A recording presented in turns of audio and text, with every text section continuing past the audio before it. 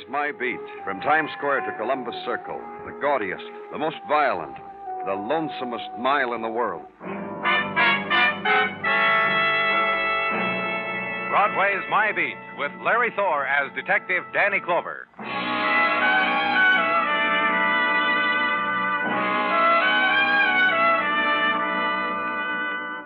In the time of April, Broadway walks a street dappled with sunlight, the time of the breeze sighing in from the river, touching your cheek and making a smile.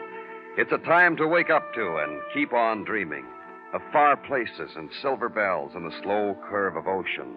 The month of being young again and search again.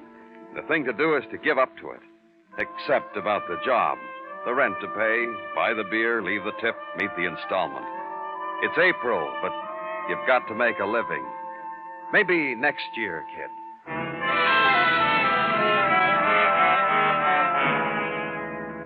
And through the Venetian blinds, the morning sunlight patterned itself on the floor across the rattan furniture. In the place where I was, 4 stories up, recreation room, Globe Secretarial School, where the girl's sprawled body was, and the 2 bewildered people. You can ask me all the questions you want. All I can tell you is this girl's name, Lois Conrad. And she's a student here at your school, Mrs. Hewitt? Yes. I registered her myself about 3 months ago. Perhaps I can tell you a little something, Mr. Clover. All right, Mr. Hewitt, what? Miss Conrad is a student in my typing class. Her first class this morning at 9:30.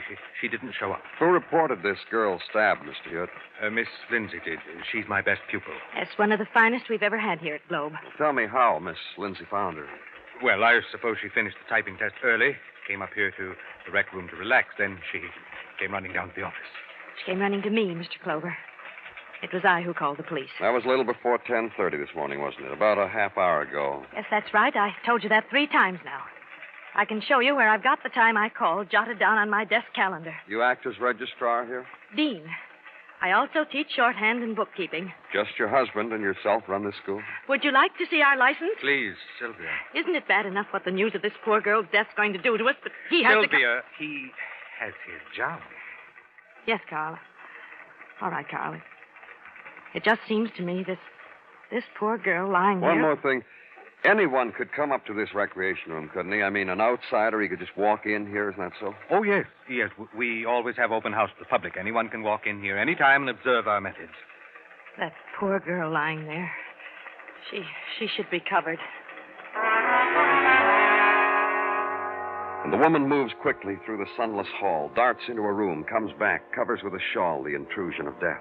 But for an instant, lets her hand tremble on the texture of the girl's face. Youth stilled, beauty already drained away. Then the trembling moves from her hand, seizes her body, and her husband calls Sylvia, her name. Stop it! The command stills the flurry of shock in her. Then follow them to their office, consider the card taken from a wooden file cabinet, note the name of the nearest relative, the dead girl's father, their address, and leave. Leave the place where the newest registration is death.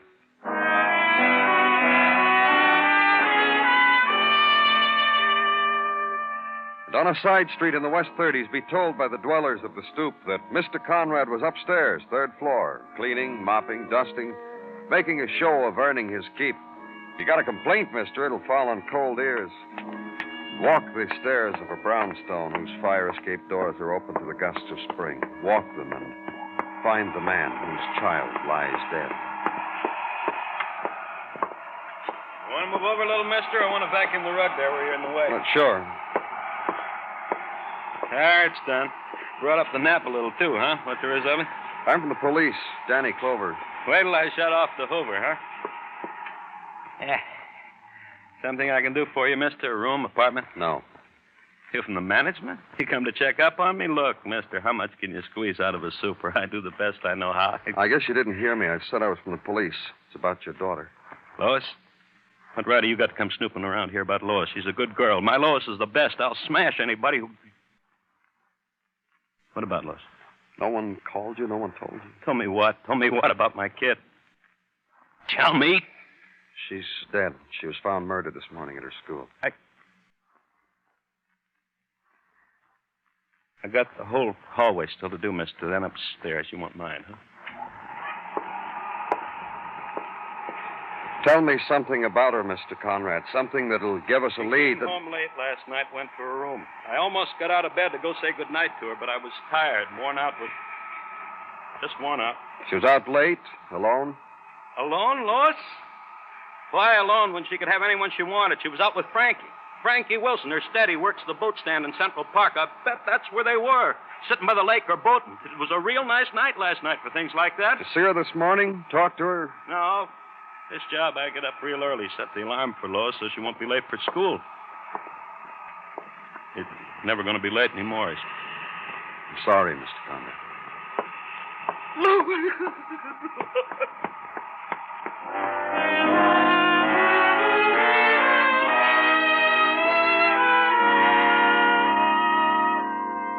And leave, and the ride now to Central Park, and the roadside rich with blossoms of spring, babies in perambulators, delicate grass and buds, the chattering of birds and nursemaids.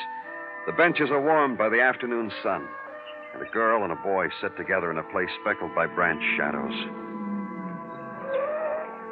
Park near the boating lake and walk the little way you have to go. The boat shed gleams with new paint. The smell of it mixes well with the scent of growing things. Your name Frankie Wilson? Yeah, I'm Frankie. My name's Danny Clover, police. You know a girl named... Lois? Lois Conrad? Sure. Only no more. She's dead. Oh, come on. Just because I know something a few million people in New York also know don't mean I killed her. I send the kid out for chocolate and a newspaper for my lunch. That's how I know. Her father told me you used to see quite a lot of Lois. Yeah, that's right. You want me to tell you about her? Uh-huh. She was a cinch to wind up dead. You want me to tell you why? She'd pick a man like she picked me. Lean her face up close and smile. Woman smile. You know. A few minutes later, the smile turns into a laugh. Ha-ha type laugh, right in your face. When was the last time you saw her, Frankie? Last night.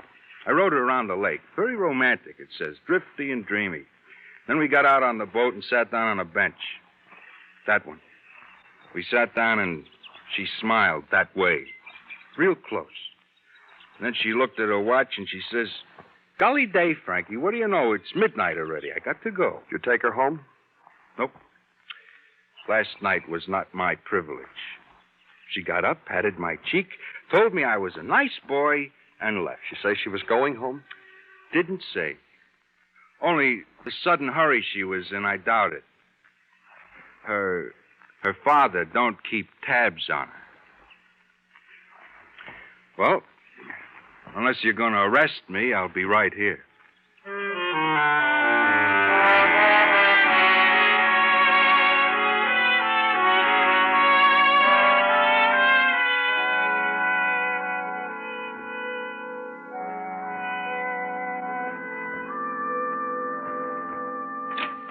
It's Gino, Danny. May I come in? Yes, come in, Gino. Kill me, Danny. Ridicule me. What? Today, my mood is fey. This morning, Mrs. Tartaglia kissed me goodbye in a frolicky way, pierced my lapel with a blushing blossom. I'm happy for you, Gino. Which is why I wish to rid myself of the chores of the day as quickly as possible, so I can get home, maybe a little earlier, and take Mrs. Tartaglia for our annual evening spring walk along the river, leaving the children to their devices at home. I'm with you in everything you say, Gino. I'm glad you see my side of it, Danny. Therefore, to the affairs of the day, post-haste. Detective Muggavan interrogated that Miss Lindsay, who found the murdered girl, Lois Conrad, at great length in the interrogation room. Did she come up with anything new? Nothing. Only that she corrected Detective Muggavan's proper usage of the English language. The good detective's rebuttal to this, I would have liked to have seen. Other students and faculty also interrogated. Nothing new also. Anything else? Anything else is this transcript of the shorthand notes found in the notebook of the school locker of the deceased Lois Conrad, which I have edited and transcribed in the longhand herewith. Her shorthand exercises? F for neatness. But among them, this pithy quotation.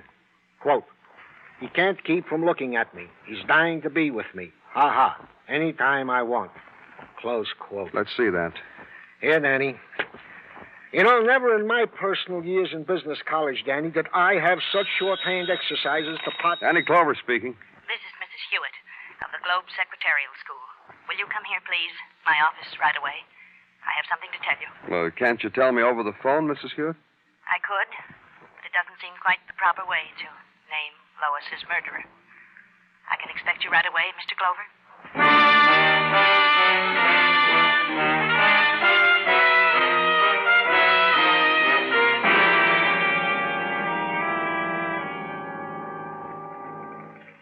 That's exactly why I asked you to come down here to my office, Mr. Clover, while I'm alone, while my husband's teaching.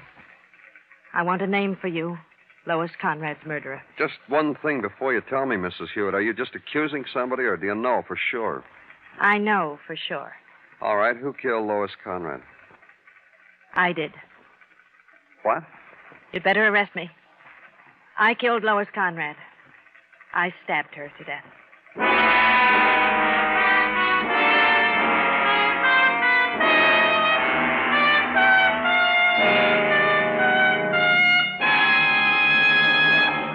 You are listening to Broadway Is My Beat, written by Morton Fine and David Friedkin, and starring Larry Thor as Detective Danny Clover.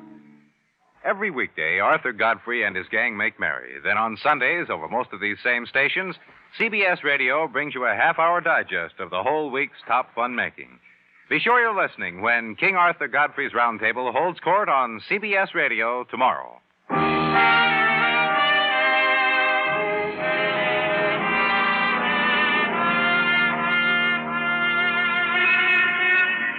When the sun comes to Broadway, the street is wide enough for everybody. Blondes in convertibles, Pekingese in taxis, and sailors against lampposts. It's the place to come to for one reason or another. To be a tourist, to make a pitch, buy a bargain, get cheated, insulted, or have your picture taken. When nighttime comes, walk beneath the special moon that hangs high over Broadway. Run with it, get lost in the shadows of a cloud that scuds across its face. And the night ends with a memory, depending upon what you paid for it, what you wanted, and what you got. And it's a room of a million memories where I was. Police interrogation room where Detective Muggavan was, and a woman who had confessed to a murder. You've been very kind, both of you. Thank you. Tell us about Lois Conrad. I didn't like her. I stabbed her. Lots of people don't like people, Mrs. Hewitt, but they don't go around stabbing. You must have had some particular reason. I didn't like her. You hated her? If you want to quibble. Could I have a drink, please? Muggavan, sure. No, I don't want water. I want a drink. Sorry, Mrs. Hewitt. Mrs. Hewitt, do you drink a lot? What do you mean? Why, you're a drunkard. That's what Mr. Clover means. Whatever gave you an idea like that? Because I want a drink? Because I'm nervous? I apologize, Mrs. Hewitt. I'm not a drunkard. We've only gotten one fact out of you, Mrs. Hewitt. You killed Lois Conrad because you didn't like her. She was a pretty girl. A lot of pretty girls at your school. I talked to quite a few of them. I asked them about you, too. They liked me, didn't they? Some did, some didn't. Some had no opinion. A lot of them said you were a jealous woman. Yes, that's right. I am. Jealous of Lois Conrad? Yes. That's why you killed her? Yes. I walked past the recreation room, and there she was lying down. I went in and stabbed her. Where'd you get the knife? Why, it was right there on the table. Penknife on the table. That's equipment in your recreation room? I bought it a few days ago at one of the dime stores. I must have left it on the table. Which dime store? Well, I don't remember. You just picked it up and stabbed her with it, is that right? Yes. Then what did you do? I went back down to my office and waited for someone to discover the body. I see. See you a minute out here, Danny? Sure. What's up, Gino? Few things, Danny.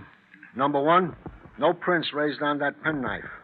And number two, the elevator boy at the Hewitt apartment discloses that on the night preceding the murder, Mr. Hewitt, at 1 o'clock in the morning, did walk his dog, a cute cocker, for an hour, which the elevator boy remarked was a strange custom, since the cocker was usually walked between the hours of 6 and 7. And that is my report for now. Thanks, Gino. Lock her up, Muggavan. I'll call her husband. She can see him tomorrow. This way, Mrs. Hewitt.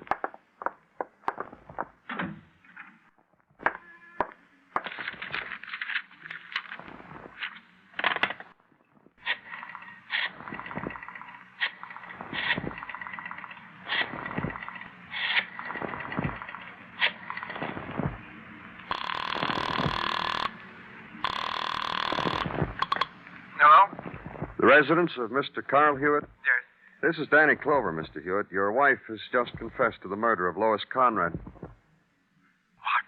Your wife just confessed to the murder of Lois. Yes. When can I see her? Tomorrow. I'll call you. Thank you.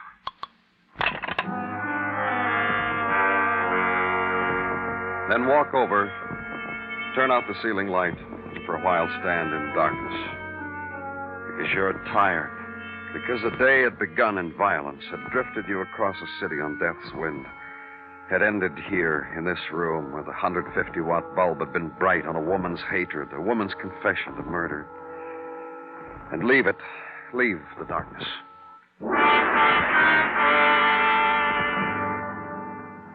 In the morning, go back to a tenement in the West 30s. Find the man you wanted in a basement room whose shades are drawn against the street edge of a sunlit day. Why do you come back, Mr. Clover? What have we got to talk about, us two? Your daughter, Mr. Conrad.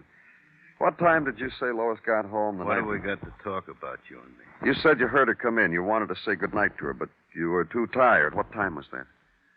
Doesn't matter what time she got home, late, early, with the milkman, with the kids playing stickball in the street in the evening. That's your business. Her boyfriend, Frankie, told me you never made it yours. Frankie said that? He told me another thing. He said he didn't think Lois was going home when she left him that night. He's a liar. Good old Frankie is a liar, a yard wide and all strength. Maybe he wasn't lying. Maybe Lois didn't get home. You're in my way here, Mr. Honest Jar. I'd like to get some shut-eye, if you don't mind. I've been trying to sleep, and He wasn't lying. Not Frankie. Tell me, man. You got to understand something. You come here and hit me with my kid is dead. I don't feel the need to tell you Lois don't come home nights. You fellas get impressions when you hear things like that. Didn't want you to have that for Lois. A good kid, my girl. Did she do that often, Mr. Conrad? There were other times she stayed out all night? There you go, giving in to the impression. Just answer me. Yeah, she did it often because I let her, because she stayed with her girlfriend. I know because I called once late at night and Peg said my kid was sound asleep on the couch in the living room. I checked, I tell you. Peg? Peg Lindsay. Goes to school with Lois. Real nice girl. Decent. Stays in her own house nights. Peg Lindsay was the girl who found your daughter. Did she? Oh, what do you know about that?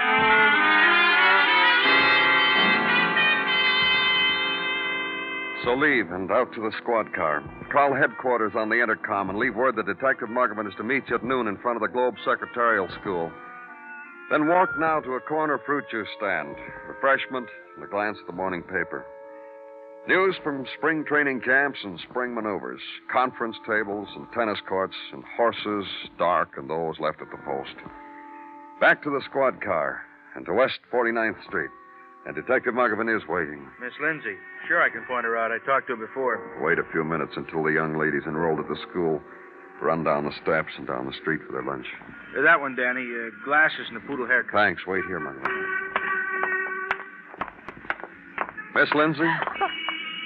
Oh, My name's Danny Clover. I'm from the police. May I buy your lunch? of course you may not. What do you want? Maybe to arrest you, Miss Lindsay? I haven't made up my mind. Please. Please, what? So many of my classmates, they're looking. They know I never talk to men. Strangers. What do you want? You can't arrest me. You know you can't. I can, because I've got an idea you've got more to say than you said to Detective Muggavan. Miss Lindsay, you fall under the heading of coincidence. Hurry up. Please. What do you want? You were the girl who found Lois Conrad dead. You're also the girl Lois used to spend a lot of time with. Her father told me Lois used to spend nights at your house. She did not. Sometimes she'd come over and I'd do her homework for her. And I used to ask her to stay because she looked so tired. She never would. She told her father she stayed at your house. Now you tell me she didn't. So you lied to her father. Where did she stay? She was crazy. There was a hotel down the street from my house. She used to leave me. She left me alone and stayed there. Now, please go. Everybody's staring.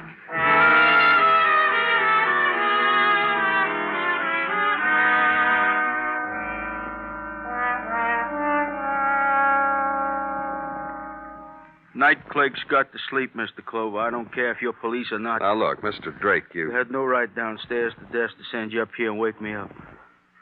That's the trouble with the whole staff here at the region. They got no consideration. Down home... This only going to take a minute, Mr. Drake. Just a couple of questions. I'm going to fall right over where I stand. I'm so sleepy. Girl named Lois Conrad registered here the night before last, didn't she? Lois Conrad. Yeah, sure. Yeah, she's been here lots of times. Tall girl. Blonde, carried books, no bag. Room 212. I'm going to fall right over. What time did she register? I think it was a little before 1. She's a strange one. Oh? Very strange. Very. Like how, Mr. Drake? Oh, she registered, and she placed a call from the desk phone. The number she was calling didn't answer for a long time, but she told me to keep trying, which I did. And you were successful, Mr. Drake? Well, yes, I was. The number answered. I heard Miss Conrad tell her party where she was. Then she hung up. Then she left the call for 8:30 next morning. Said that nobody was to be permitted to disturb her till then. Did anyone disturb her? About 1:30, a man come in with a little cocker dog. My, he was cute. He asked for Miss Conrad, but as per her instructions, I sent him away. And now, sir, will you please say pleasant dreams to me and let me go back to sleep?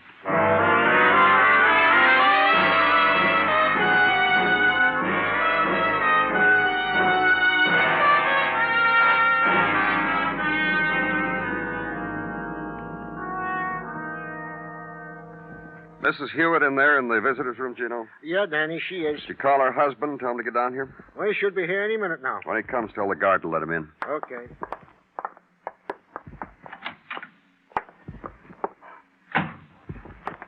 Hello, Mrs. Hewitt. How do you feel? I was expecting Carl. I want to talk to my husband. He'll be here. Did you tell him I'd confessed to killing Lois? Yes, I did. What did he say? He sounded shocked. Yes. Yes, he would. Mrs. Hewitt, I've been checking on the background of Lois Conrad. I can understand your dislike of her. You don't blame me for killing her, do you? I didn't say that. I've found what kind of girl she was, and I can understand why another woman would dislike her. That's right. The world's better off without her. She was... Carl. Carl, you came to me. You know what happened, Sylvia. When I got the call when the police phoned and said you'd killed that girl, I stood there. I was shocked, dazed.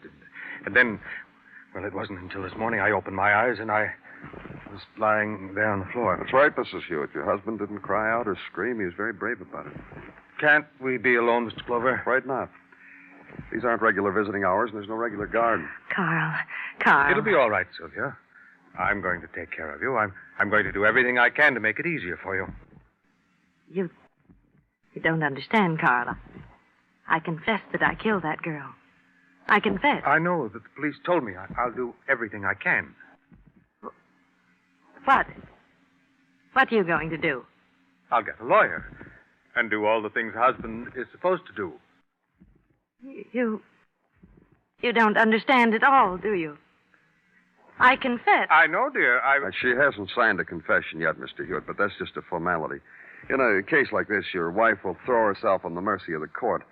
What the sentence will be is at the discretion of the court. And I can be sentenced for 10 years, or 20, or the rest of my life, or the electric chair. Poor Sylvia. Poor Sylvia. Oh, Carl! Mr. Clover, I don't feel it's good to be here with her. I guess I'd better go now.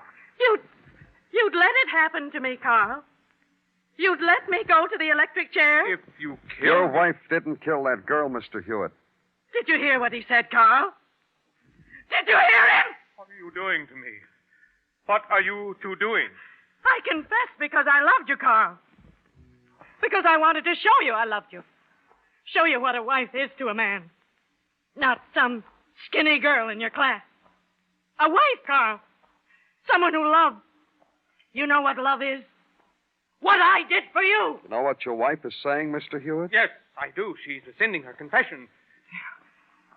You don't love me. You haven't loved me for 20 years.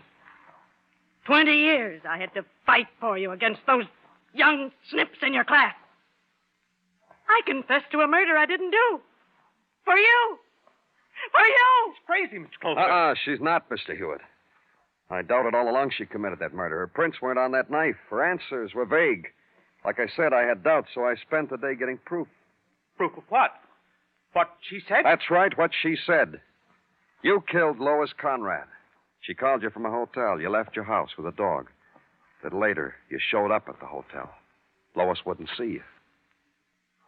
How long had that been going on, Mr. Hewitt? You don't know what that girl was. But you knew. You found out. And still you kept trying. And still she kept laughing What at you. did you want me to do? Did you want me to confess that I killed her? Yes! But it's too late now. This policeman knows you're a murderer. Don't you see, Carl?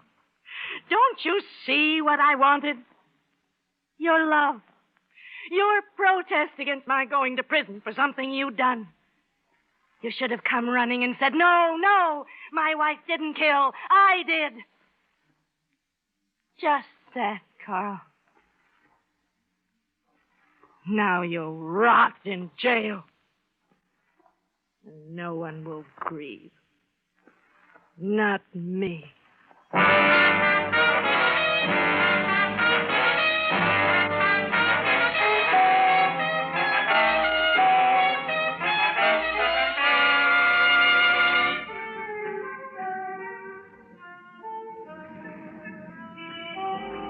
It's the gathering place of all the sleepless nights, this Broadway, and all the unwept tears. The place to come to, erase what's happened, start all over, make a memory.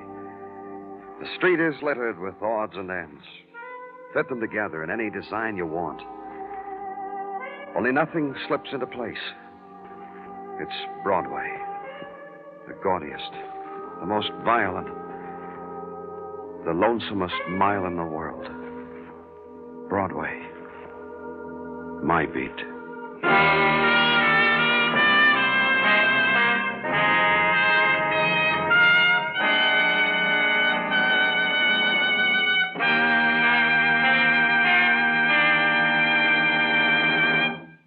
Broadway's My Beat stars Larry Thor as Detective Danny Clover, with Charles Calvert as Tartaglia and Jack Kruschen as Muggavan.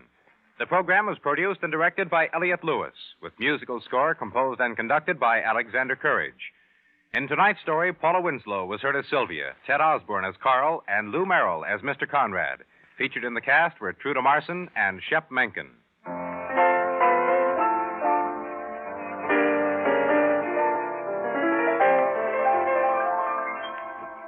If you wish, CBS Radio can follow you from room to room, accompany you in your car, even walk down to the seashore with you.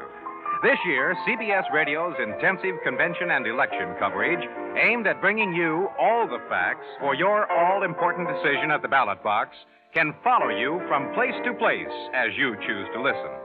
Keep tuned to CBS Radio for the most thorough pre-election coverage in history, and make sure your home radio, car radio, portable sets are all working, so you miss none of our important election features. Bill Anders speaking. And remember, Robert Trout reports the news of the world every Sunday on the CBS Radio Network.